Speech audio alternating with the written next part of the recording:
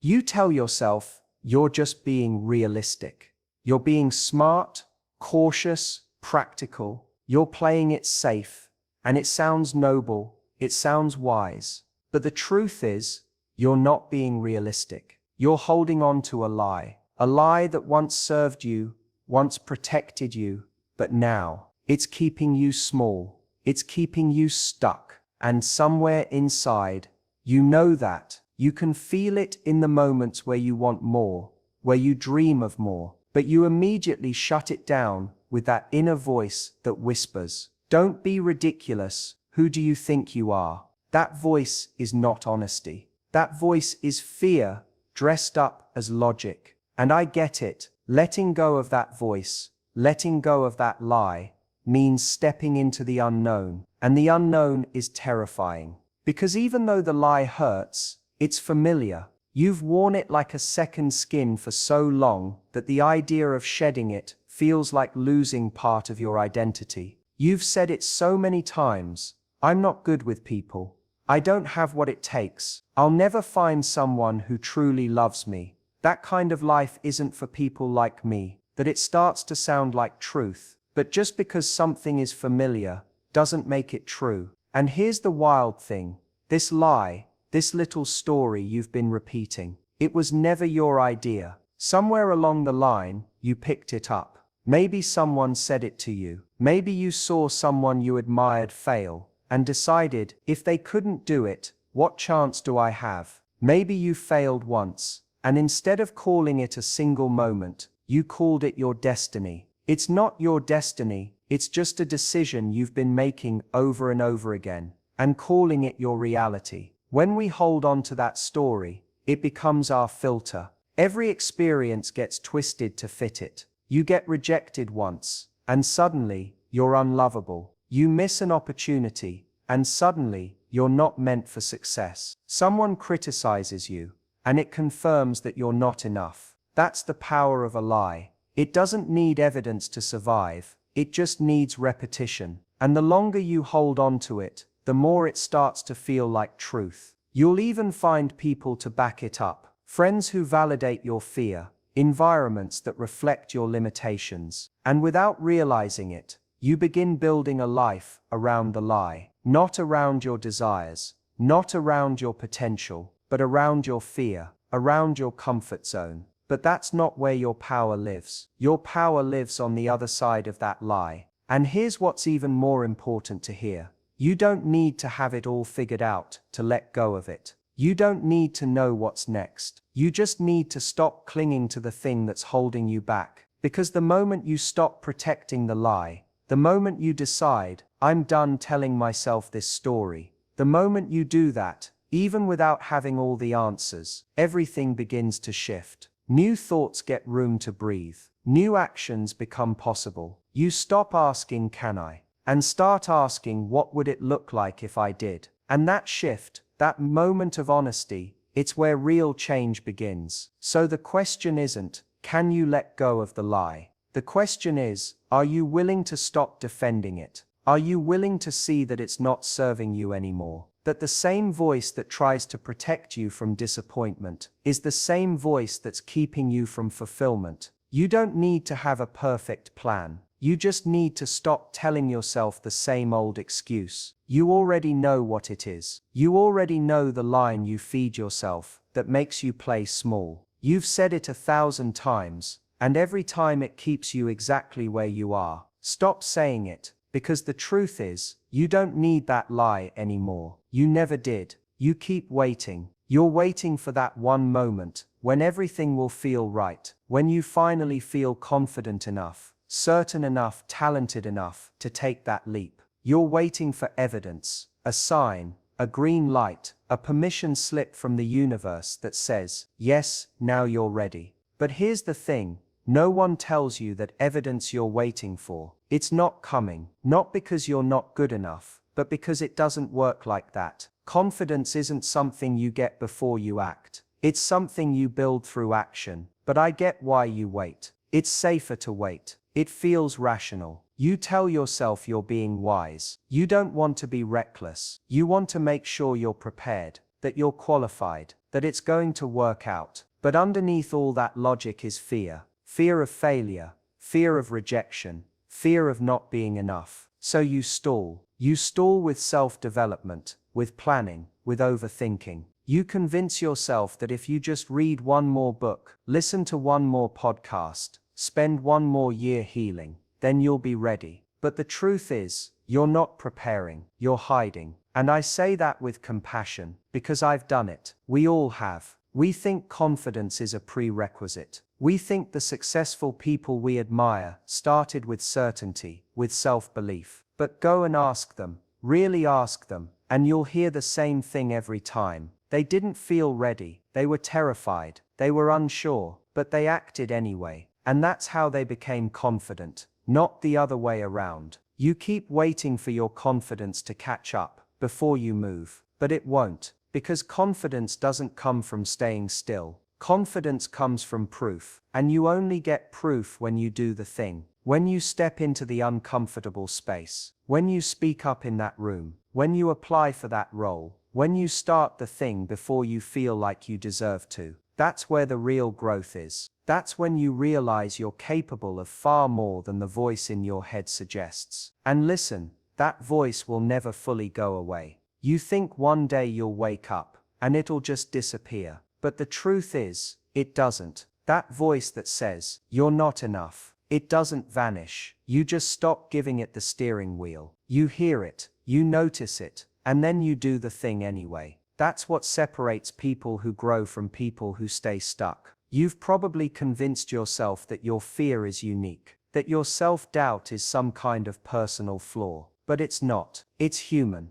Everyone doubts themselves. Everyone has that moment where they think, what if I'm not good enough? The only difference is, some people move forward anyway, and some people wait their whole lives for a feeling that never comes. And maybe that's where you are right now. You're at the edge. You're staring at the thing you know you need to do. But you're hesitating, because you're still hoping for a sign. This is your sign. The fact that it scares you, that's the sign. That nervous energy in your gut isn't a reason to back away. It's an invitation to lean in. Because everything you want, the growth, the power, the self-trust, it lives on the other side of that fear. And I'm not saying it'll be easy. I'm saying it'll be worth it. Because once you act, even in the smallest way, you change your relationship with fear. You stop seeing it as a wall and start seeing it as a doorway. And every time you walk through it, you prove something to yourself. You prove you're stronger than you thought, more capable, more resilient. And that proof, that's what builds real confidence. So stop waiting. Stop looking for permission. You don't need more time, more certainty, or more validation.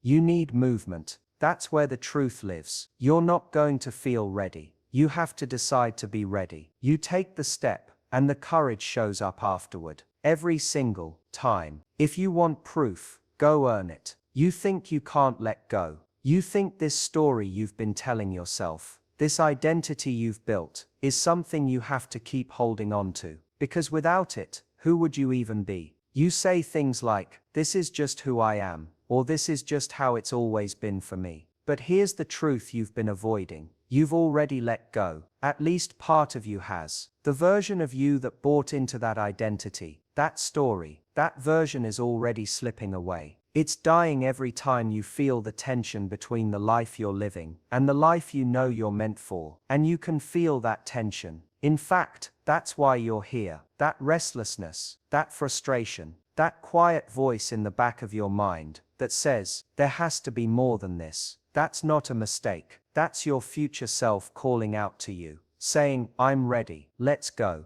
But instead of answering that call, what do? We grip even harder to what we've known. Because it's safe, because it's familiar, because the unknown feels threatening. So we convince ourselves that we're stuck, that we can't change, that this story we've been living, whether it's I'm the person who always messes up relationships, or I'm not built for success, or people like me don't get to have that kind of life. We act like it's permanent, like it's concrete, but it's not. It's a choice. It's a choice we keep making every single day, just because we're afraid of rewriting the script. But the truth is, you've outgrown that script. You can feel it every time you show up in a way that contradicts the old narrative. When you speak up instead of staying quiet. When you go after something even though your old self would have backed down. That's not some temporary fluke. That's you, now. That's the real you, peeking through the cracks of the old version you've been trying to hold together. The lie says, you're not ready.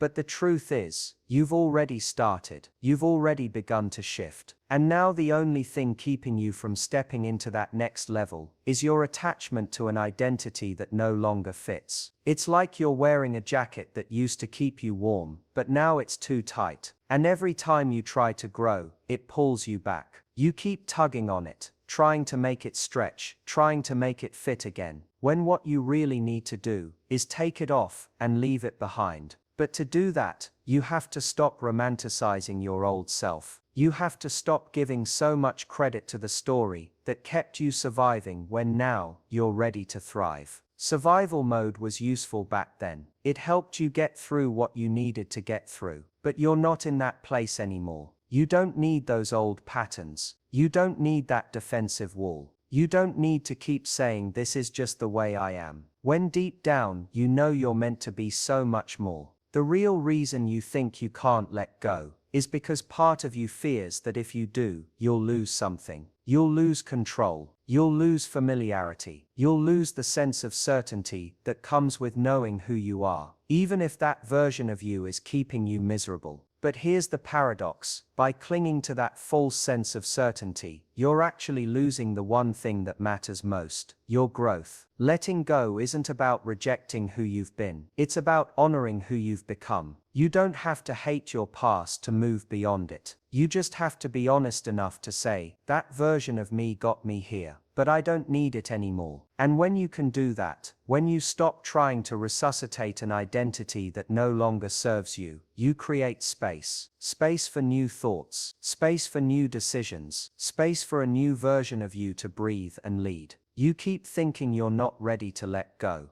But the truth is, the part of you that wants more has already let go. Now it's time for the rest of you to catch up. There's a strange thing we do as humans. We get used to struggle. We normalize pain. We wear it like a badge of honor, like the weight we carry somehow makes us more worthy. And part of us even begins to like it, in a twisted way, because it gives us something. It gives us identity. It gives us purpose. It gives us a story to tell. I'm the one who always gets let down. I'm the one who's been through it. I'm the one who fights through pain every single day. And don't get me wrong, there's power in surviving. There's strength in making it through the fire. But there's a difference between going through something and living in it. There's a difference between pain being a chapter of your story and pain becoming your entire identity. Because if we're not careful, we start to get addicted to the struggle itself. We convince ourselves that struggle is where we belong. That ease, joy, and peace must be for other people, not us. Not after everything we've been through.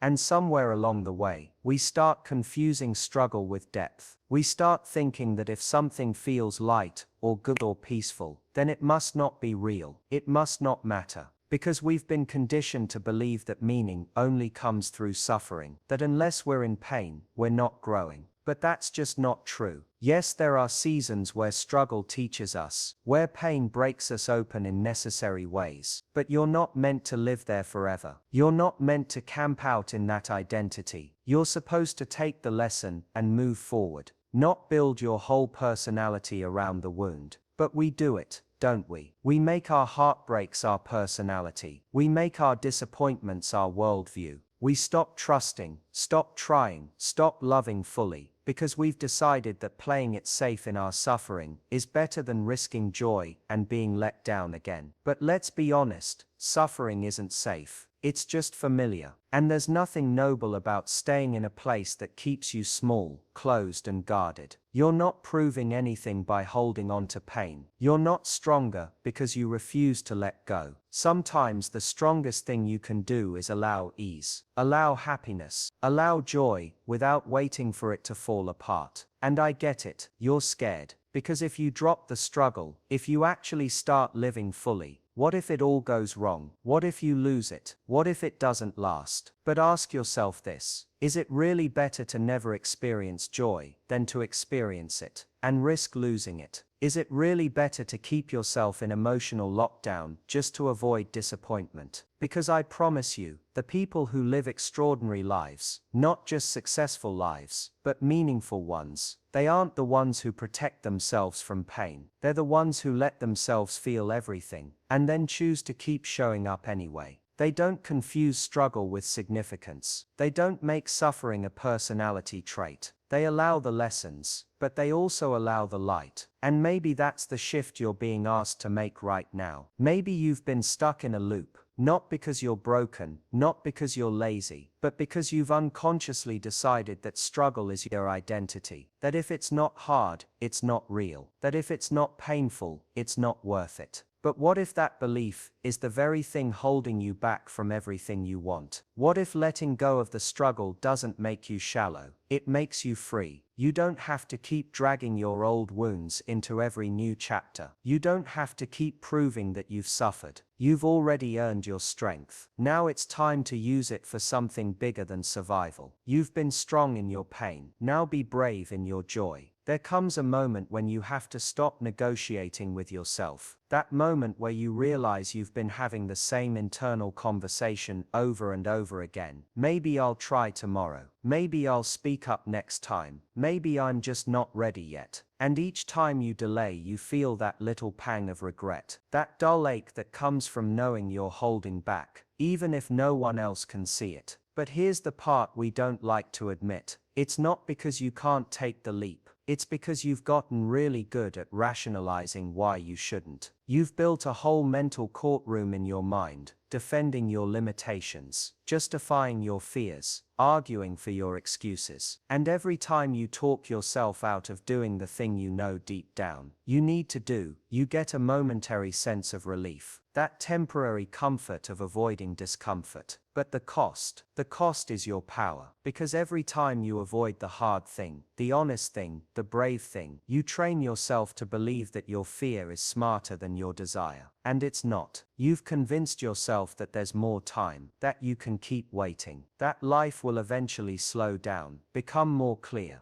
give you the perfect window to act. But it won't. Life doesn't clear the runway for you. You clear the runway for yourself. It's not about waiting for the right moment. It's about deciding the moment is now and making it right by how you show up in it. You say you're unsure. You say you don't know what to do. But deep down you do. You already know the conversation you need to have, the decision you need to make, the step you need to take. You've known for a long time. You're not confused. You're scared. And that's okay. Fear doesn't make you weak. But letting fear run your life without questioning it, that keeps you stuck. There's a point where thinking becomes a trap, where analyzing becomes avoidance, where planning becomes procrastination dressed up in a smarter outfit. And if you're not careful, you spend your whole life preparing to live, instead of actually living. You don't break cycles by thinking more. You break cycles by moving. You disrupt the patterns not by waiting for the perfect mindset, but by taking the action that forces a new mindset to emerge. Action is the reset. You don't need a life overhaul. You need one honest step, one bold decision, one real moment of courage that says, I'm done circling the same fear. And it doesn't have to be dramatic. It doesn't have to be public, but it does have to be true. Because when you act from truth, not ego, not fear, not image, you create momentum. You stop waiting for life to change, and you become the change. And that shift